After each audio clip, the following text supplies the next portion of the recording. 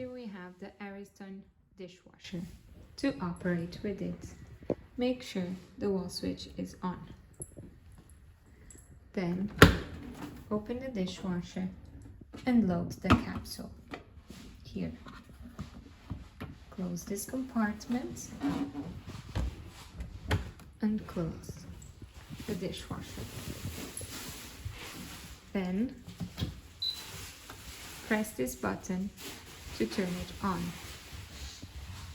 You can then select the mode you would like to wash your dishes with. It will start once you push the knob inside.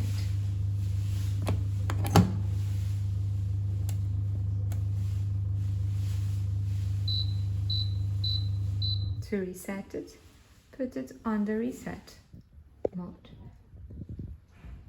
Turn it off by pressing this button again.